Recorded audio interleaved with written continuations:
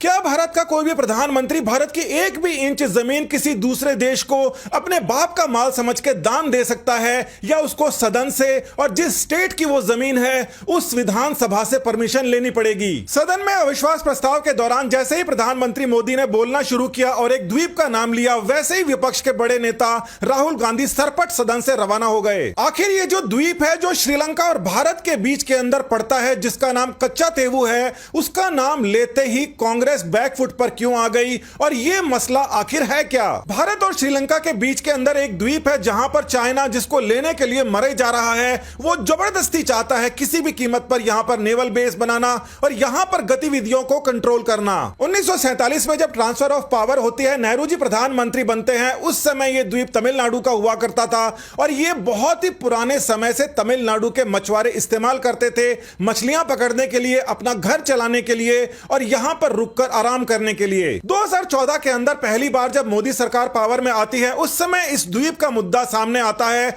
और पता पड़ता है कि किस असंवैधानिक तरीके से इस द्वीप को दूसरे देश को सौंप दिया गया। 1978 के अंदर American bureau of intelligence and research एक रिपोर्ट प्रकाशित करता है और वो बताता है कि किस प्रकार से भारत और श्रीलंका के बीच में समझौता हुआ है और उसके आगे क्या परिणाम देखने को मिलेंगे। इस समय तक नेहरू के प्रधानमंत्री रहते हुए भारत चाइना से युद्ध हार चुका था और ऐसा युद्ध हारा था जिसको लेकर वो यूनाइटेड नेशन भी नहीं गया था और इसी बात को लेकर सारे के सारे देश बड़े हैरानी में थे कि इतनी बड़ी घटना हो गई और भारत ने यूनाइटेड नेशन सिक्योरिटी काउंसिल में इसका मुद्दा नहीं उठाया।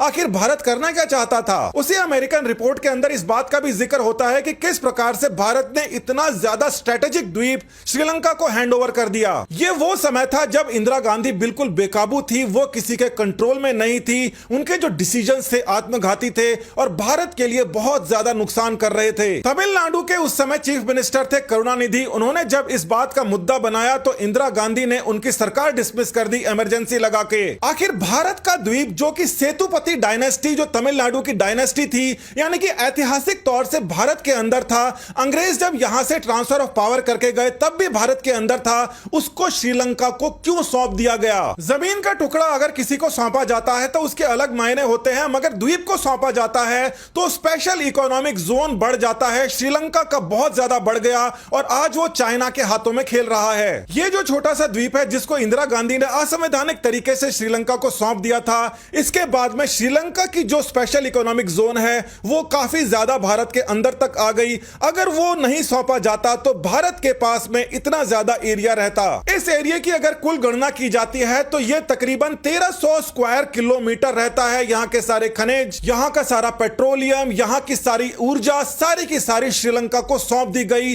1300 स्क्वायर किलोमीटर। गौर करने वाली बात यह है कि उस समय की प्रधानमंत्री श्रीलंका की भंडार नाइके नेहरू परिवार के बहुत ज्यादा नजदीक थी और सत्ता को अपने पास रखने के लिए इंदिरा गांधी की तरह उन्होंने भी श्रीलंका के अंदर इमरजेंसी लगाकर लोकतंत्र का सत्यानाश किया था। 2014 के बाद में जब यह मुद्दा बहुत ही जोरों शोरों से बढ़ता है कि पाकिस्तान को जो आपने पीओके दे रखा है, चाइना के पास में जो एलएसी है, उसके साथ के अंदर श्रीलंका के पास के अंदर जो ये असंवैधानिक रूप से ट्रांसफर किया हुआ टापू है, इसको वापस लेने की क्या प्रक्रिया रहेगी? जनरल वीके सिंह इसके बारे में स्टेटमेंट भी देते हैं कि केंद्र सरकार बहुत ज्यादा प्रतिबद्ध है इस टापू को वापस हासिल करने के लिए, जो कि भारत का ही है। आप इस बात को देखिए कि श्रीलंका के तो चारों तरफ समुद्र है, वहां पर हर तरफ से मछलियां पकड़ी जा सकती है, मगर तमिलनाडु के जो मछुआरे इस एरिया के अंदर मछली पकड़ते थे, उनको श्रीलंका बंदी बना लेता है और कई सारे मछुआरों की जो आजीविका छिन गई इस टापू को स्थानांतरण करने के लिए, उनके लिए बहुत ज्यादा तमिलनाडु सरकार कई बार आवाज उठाती है। समस्या अब इतनी नहीं रही, इसके अंदर चाइना की भी एंट्री हो गई है, क्योंकि चाइना पूरा ताकत लगाकर